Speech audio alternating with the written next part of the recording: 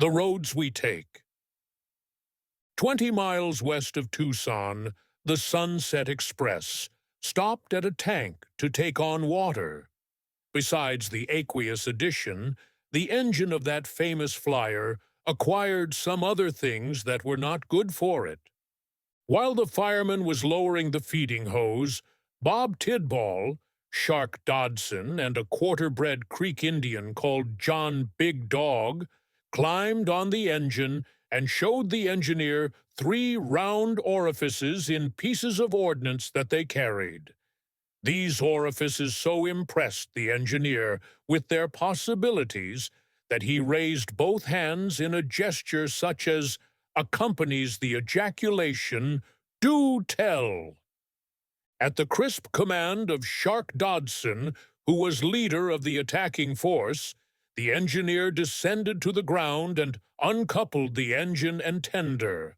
Then John Big Dog, perched upon the coal, sportively held 2 guns upon the engine driver and the fireman, and suggested that they run the engine 50 yards away and there await further orders.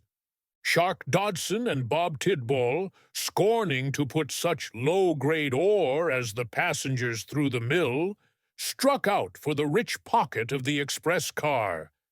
They found the messenger serene in the belief that the Sunset Express was taking on nothing more stimulating and dangerous than aqua pura.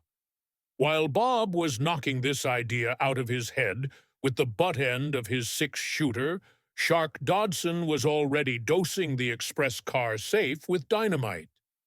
The safe exploded to the tune of $30,000, all gold and currency. The passengers thrust their heads casually out of the windows to look for the thundercloud. The conductor jerked at the bell rope, which sagged down loose and unresisting at his tug.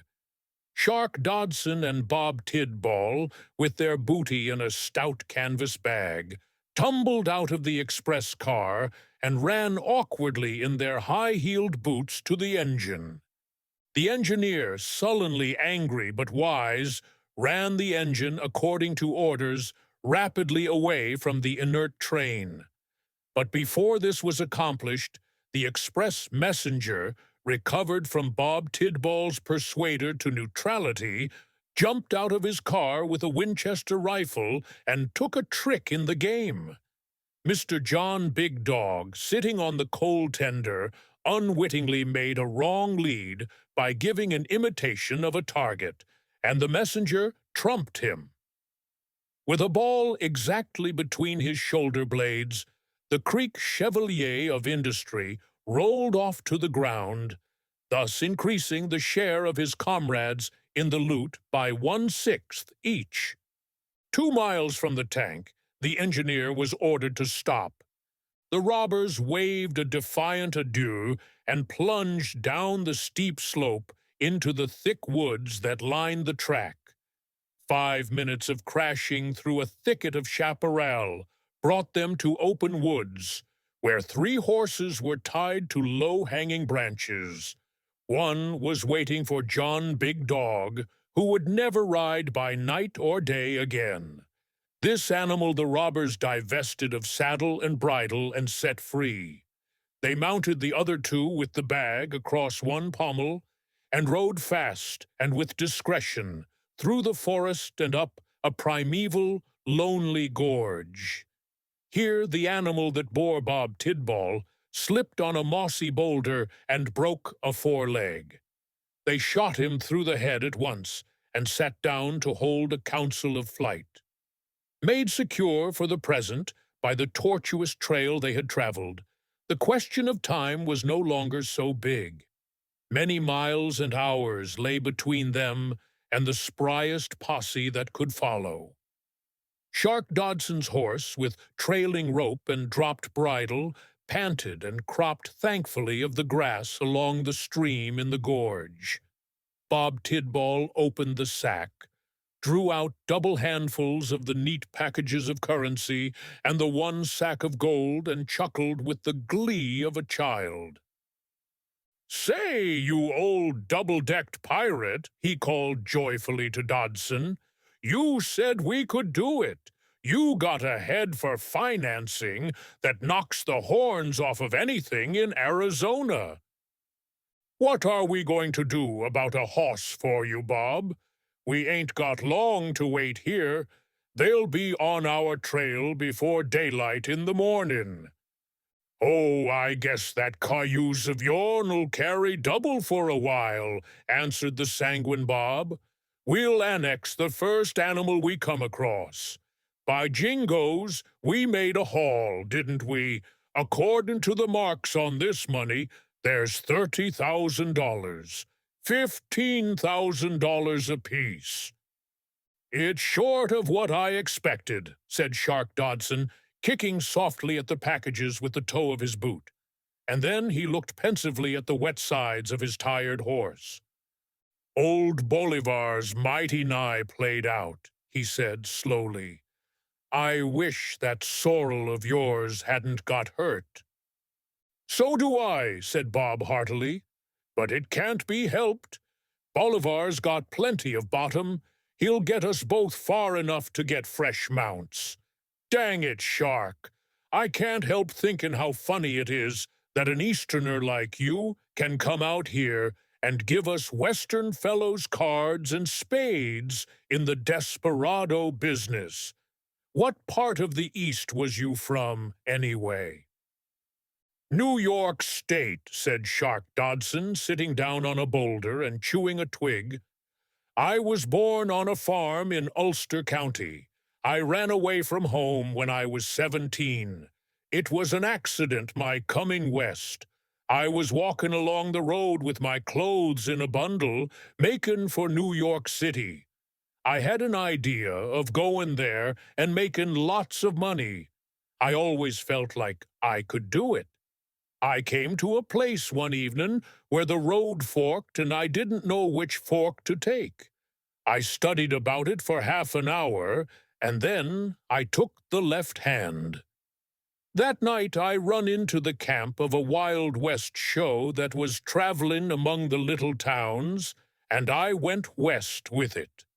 I've often wondered if I wouldn't have turned out different if I'd took the other road."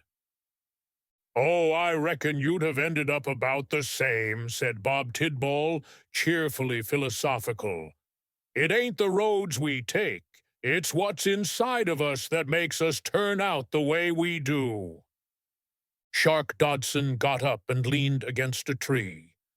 "I'd a good deal rather that sorrel of yourn hadn't hurt himself, Bob," he said again, almost pathetically. "Same here," agreed Bob. "He was sure a first-rate kind of a crowbait. But Bolivar, he'll pull us through all right. Reckon we'd better be moving on, hadn't we, Shark? I'll bag this boodle again, and we'll hit the trail for higher timber." Bob Tidball replaced the spoil in the bag and tied the mouth of it tightly with a cord. When he looked up, the most prominent object that he saw was the muzzle of Shark Dodson's .45 held upon him without a waver. "Stop your funnin'," said Bob with a grin. "We got to be hittin' the breeze." "Set still," said Shark. "You ain't going to hit no breeze, Bob. I hate to tell you, but there ain't any chance for but one of us. Bolivar, he's plenty tired, and he can't carry double. We been pards, me and you, Shark Dodson, for 3 year," Bob said quietly. "We've risked our lives together time and again. I've always give you a square deal, and I thought you was a man. I've heard some queer stories about you shooting 1 or 2 men in a peculiar way, but I never believed 'em. Now, if you're just having a little fun with me, Shark, put your gun up, and we'll get on Bolivar and Vamos. If you mean to shoot, shoot, you black-hearted son of a tarantula." Shark Dodson's face bore a deeply sorrowful look. "You don't know how bad I feel," he sighed, "about that sorrel of yourn breaking his leg, Bob." The expression on Dodson's face changed in an instant to one of cold ferocity mingled with inexorable cupidity. The soul of the man showed itself for a moment like an evil face in the window of a reputable house. Truly, Bob Tidball was never to hit the breeze again. The deadly point 4-5 of the false friend cracked and filled the gorge with a roar that the walls hurled back with indignant echoes, and Bolivar, unconscious accomplice, swiftly bore away the last of the holders-up of the Sunset Express, not put to the stress of carrying double. But as Shark Dodson galloped away, the woods seemed to fade from his view. The revolver in his right hand turned to the curved arm of a mahogany chair. His saddle was strangely upholstered, and he opened his eyes and saw his feet, not in stirrups, but resting quietly on the edge of a quartered oak desk. I am telling you that Dodson, of the firm of Dodson and Decker, Wall Street brokers, opened his eyes. Peabody, the confidential clerk, was standing by his chair, hesitating to speak. There was a confused hum of wheels below, and the sedative buzz of an electric fan.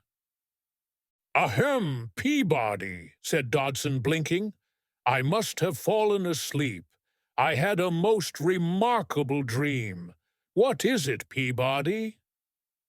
"Mr. Williams, sir, of Tracy and Williams, is outside. He has come to settle his deal in XYZ. The market caught him short, sir, if you remember." "Yes, I remember.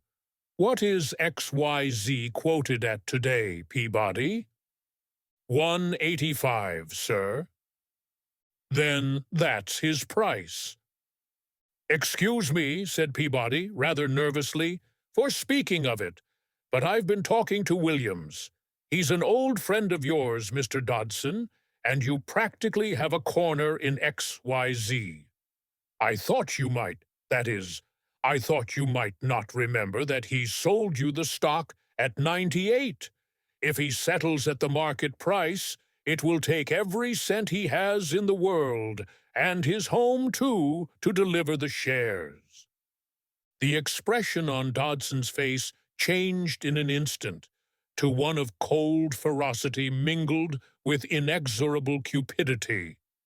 The soul of the man showed itself for a moment like an evil face in the window of a reputable house. "He will settle at 185, said Dodson. "Bolivar cannot carry double."